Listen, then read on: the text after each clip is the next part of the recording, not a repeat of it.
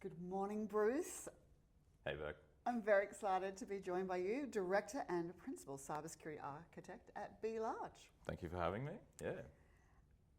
Okay, so you've built a career in cyber architecture. Very technical, doesn't sound like anything I know anything about. Can you start by telling us what drew you into this world and what exactly, what does a good day look like for a security architect? Yes, awesome question. So my background, I'm actually a design engineer, so I've built things. And it's interesting, this kind of differences of engineering, electrical engineering, those kind of things, and information technology.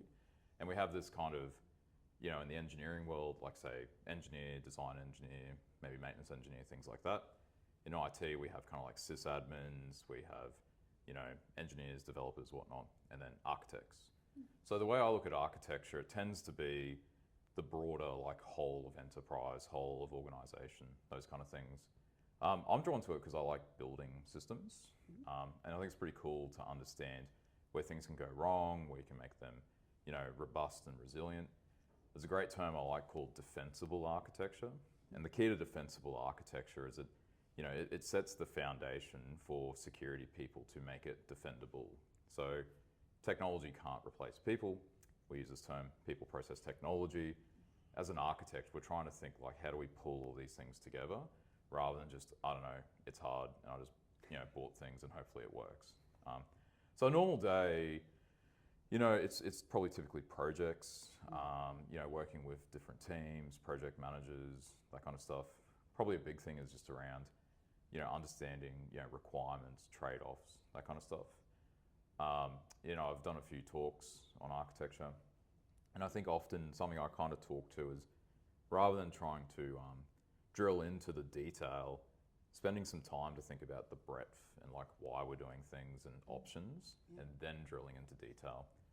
Probably just another quick thing I'd add is when I talk to people, for IT stuff, I tend to think of sysadmin, engineering, architecture. So ideally you've kind of operated systems, built projects, and then guiding how the enterprise builds projects. So, yeah. That's really interesting. I will admit, like from my perspective, I was using a very literal term. So I'm thinking an architect draws buildings, you're just drawing systems. Yeah. Stupidly thought that you would never touch No, it's actually the other parts, No, it's actually not stupid. So the problem is, it is a very ambiguous term, and half the time as architects, we're dealing with language and getting like people aligned on language. I've just kind of recently done a workshop at OzCert, which has been really fun, and we kind of talked to this idea of security solution architecture versus enterprise security architecture, and they're different viewpoints.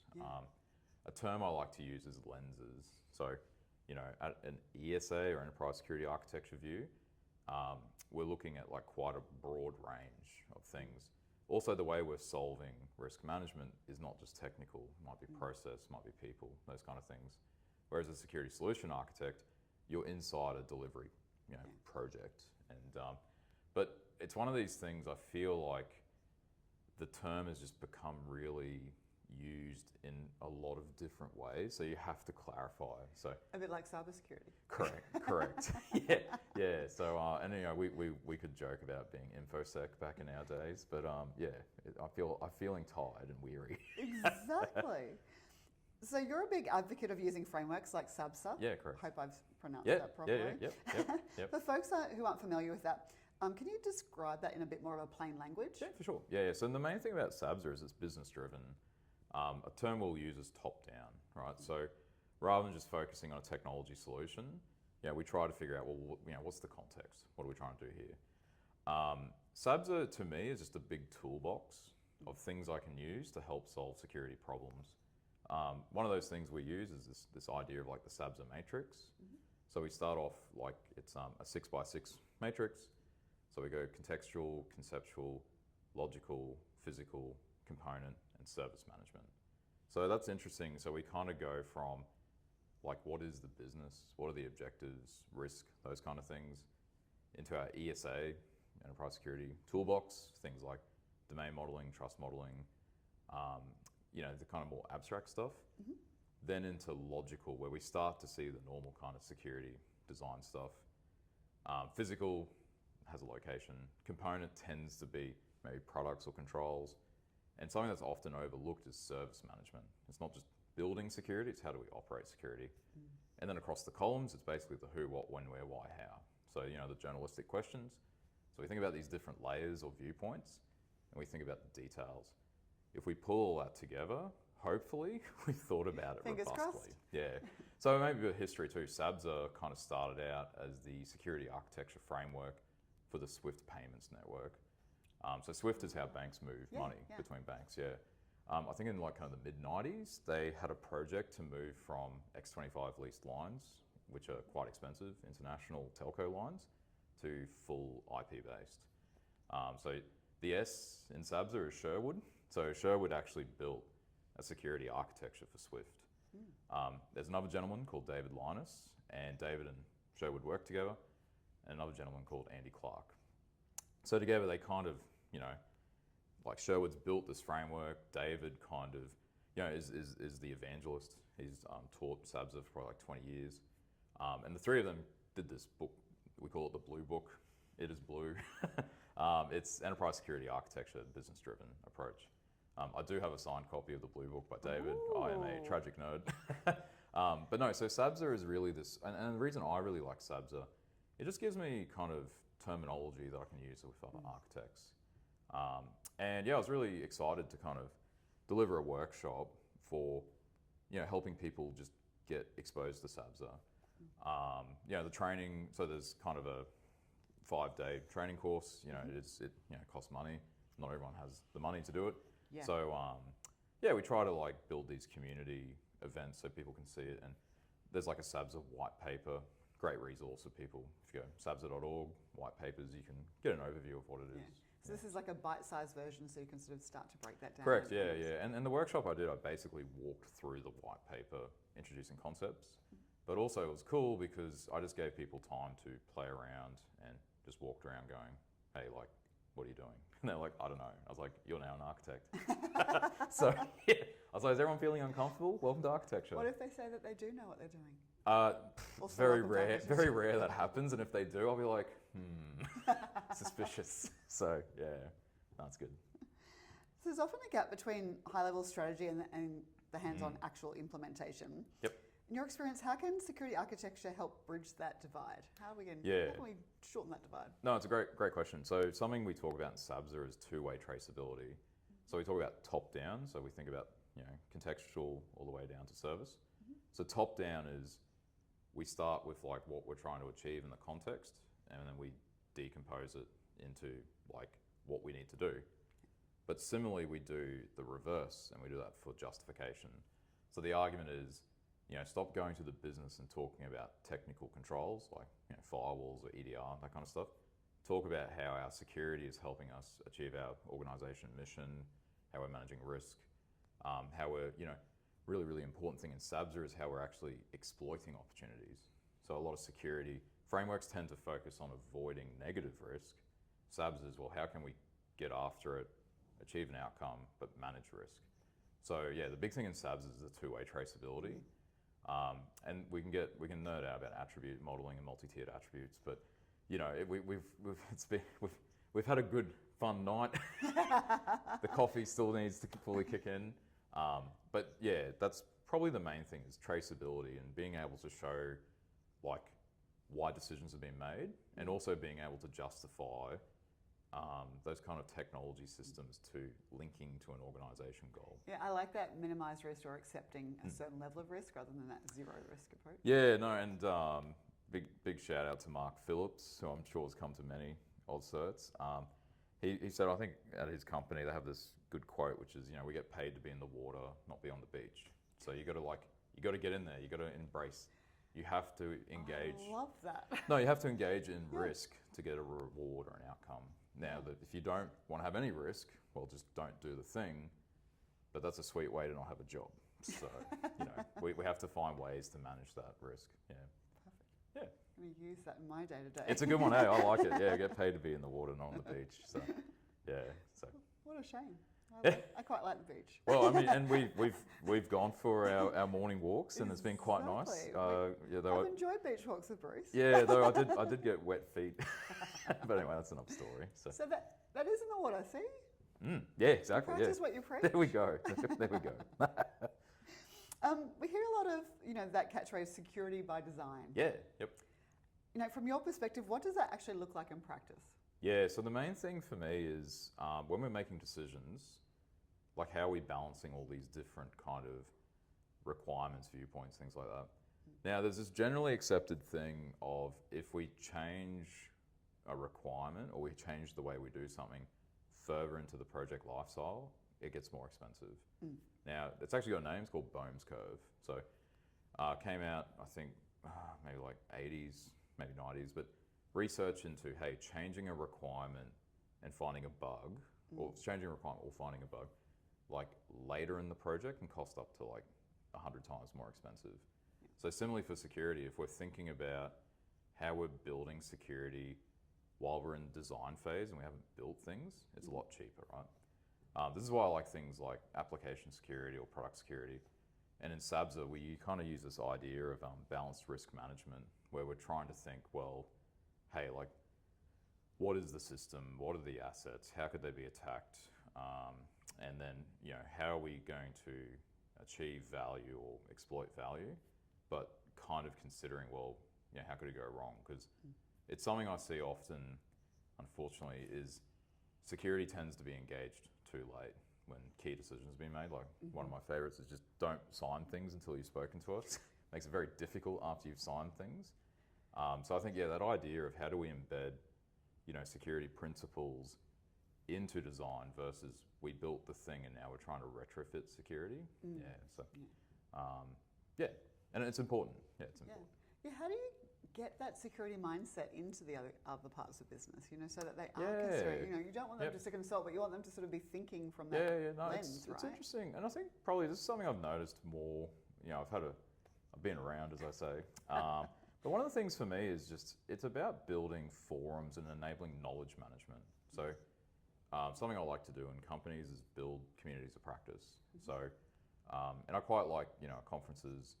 I absolutely love going to AppSec presentations, and especially, friends of mine, like say Cole Cornford, has a development background, understands security, and it's just so good seeing devs want to talk about security, right? So I think building those forums where people can kind of come together and learn and just understand why it's important really helps. And also not a huge investment, right? We joke in OT about like, beer and donuts, but just like bringing people together to talk about security actually has a huge payoff. Yeah, I think that's the big change that I've really experienced. I mean, personally at AusCert, our developers have changed so dramatically since I started. I've been at AusCert for 13 years. The very early dev teams that I worked with didn't want to talk to other people. They didn't want to talk to the other parts of the business. But we've really morphed over time to developers that actually want to understand more about the business, not just work on their one lens. And so it's really interesting how that's really changed and evolved over time. Yeah, and I imagine over that time you've probably seen a shift from, say, traditional development, waterfall, into more agile, where we're trying to like iterate rapidly, and also how are we thinking about the non-functional requirements? That could be security, whatnot. So we're incrementally developing. I mean, I'm quite a huge fan. I don't know if you've read The Phoenix Project. It's a novel about DevOps. And it's a just novel. Yeah, it's like a short novel, but but it's quite cool. I'm adding it to my reading No, list. no, The Phoenix Project. So my wife's actually a software engineer, software architect. So I think it's cool to just like find ways to connect people to think about this stuff. That's a great point. Yeah. So what role do security patterns play in making architecture decisions repeatable and scalable? What a great question. You might have been in my workshop. No, so the reason I like patterns, there's this kind of concept of the paved road. So if as security, we kind of make it that you always have to come to security to get guidance, it bottlenecks things. Yeah. So what we do is we create these generic designs to help guide people to make better security decisions. And in that case, a pattern's kind of a generalized design. You know, big shout out to my mate Ken Fitzpatrick, securitypatterns.io, has an awesome website walking through the methodology of how to develop a pattern, how to use a pattern. But at its simplest kind of concept, it's here's how we would generally do this to achieve a security outcome. We can issue that to project teams, and then hopefully they're making better decisions. And we talked about secure by design, like we're embedding it earlier into the process. One of the keys is probably just to try and not pattern everything. So you would use patterns where you're repeatedly doing things. So it might be, you know, like a cloud security thing. One that I've been discussing a lot is remote access. You know, how do we enable secure remote access, especially for operational technology? Perfect candidate for a pattern. Interestingly too, there's a concept called anti-patterns. So anti-patterns are examples of bad practice. So if you're constantly finding these, you know, repeating issues in your designs, hey, consider using an anti-pattern and explain the context and the why. And I just find when you walk people through and give them the context, oh, okay, I never really thought about that. And yeah, that's why I really like, you know, threat modeling and threat intelligence, and you know, and just taking time to think, hey, how would I break this system? You know, that red teaming kind of mindset. Because yeah, if you're trying to think, well, how's the system built? How does it interact? You know, like how could it be compromised? And then we think, well, how would we use controls to stop that? And it's just fun. Yeah. So it's just hang out with red teamers and have beers. It's a good strategy. Good knowledge sharing. Yeah. Yes. Yep. No, I'm a fan. So there's, you know, cybersecurity's got so many diverse roles. Correct. Like architecture seems such a niche part of the pie. How do we attract talent to, you know, we've got so many people wanting to join cybersecurity. They want to be red teamers, they want to be attackers, all the sexy cool stuff. How do we attract people into security architecture? Yeah, so I think of architecture, we're kind of like the conductors pulling things together. I think architecture is hard to do straight up. So I actually say to people, go build some stuff, ideally break some stuff. And through that, you'll start seeing these patterns of, hey, like these decisions I made the system better. These like poor life decisions I made, I really regret. And I think just with time, you know, I talked about that sysadmin engineering architecture. I think you'll find people that are just, you know, and I quite like the breadth, the end-to-end thinking. You know, I kind of think of it like it's a blank canvas that we can, you know, and then multi-dimensions that we can work in. So I would say, I know Queensland Government has some good material, QGCSU, on like different worker roles, and they kind of talk about, you know, like architecture, and I think it's GRC and maybe security operations. So I think, you know, a lot of the architects I've worked with tend to have come through like some other discipline and then enjoyed the breadth and building things. So it's a next level in there. Correct. Yeah. But I think what's cool, and like shameless plug for SABSA World Australia, and my good buddy Kirk Nichols, you know, founded in Melbourne, and I'm kind of the, as he says, I maintain the rage in the north as a passionate Queenslander. But yeah, like how do we build communities? Because one of the challenges for architects, solution architects, you'll have a few. Enterprise security architects, typically, like you don't have one, or maybe you have one. So if you're developing, a bit lonely. And if you're developing ESA, like who do you talk to, and how do you learn? So that's why I know Kirk and I are really, really keen for community, and you know we have like a Discord, and you know people. Oh, fantastic! Yeah. So if you go to SABSAWorldAustralia.org, I think, just Google SABSA World Australia. There's a big Discord button. Click the button. But the idea is like, you know, we're trying to help people understand like, hey, this is a thing. And there's some other cool stuff too, like SABSA has a thing called the SABSA bursary. So we kind of, people donate, I've donated to the bursary before, and the idea is, you know, we're helping you know, women kind of get engaged, you know, in architecture. And you know, you can apply. The bursary, it runs every year, and you know, put in your application, and you kind of get the choice of either attending COSAC, which is actually a conference for security architects, runs in Melbourne and Ireland. Each I don't know time. which one I'd like to go to. Yeah, I've been to both. The Ireland one is in Nace, and it's in this old like manor house, and it's residential, and it's like, you know, it's like the architect for Lego is there. It's just wild. And then you're like, you want to drink some Guinness? And then, yeah, we all drink Guinness. And it's a room of people like me. It's wild. Anyway. That sounds amazing. It's pretty fun. I'd like to just be a fly on the wall. Yeah. And it runs in Melbourne every year too. So I've presented, I think, in 3 in Melbourne, 1 in Ireland. But the other thing is you can also do the SABSA training. So, if you go, I think just Google bursary, SABSA, I think it's bursary.sabsa.org. Those are great ways, you know, just to build community. I love that because, you know, you've obviously identified that can be quite a lonely role. There's not, you know, a lot of people. So, to bring that community together and have that support and sharing. And And I mean, I was actually the chair of ASA Queensland. And I also, was the lead for the SecArchSig, so Security Architecture Special Interest Group. And I loved it because it's just like, you know, I just called it my top shelf, you know, of just presentations.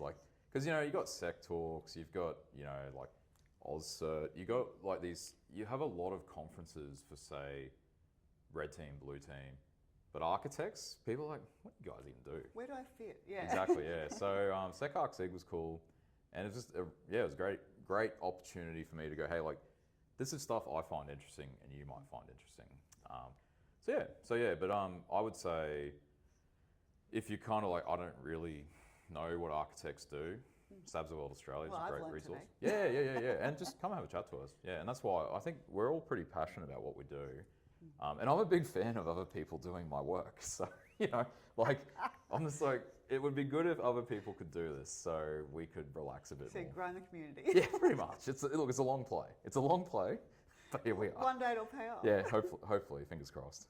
Fantastic. Well, thank you so much for joining me today, Bruce. Yeah, thank you. Hopefully we've inspired some people to join your ever-growing community. No, it'd be really good. Yeah, and I really appreciate the opportunity. And big fan of OzCert. Thanks for having me. Thanks.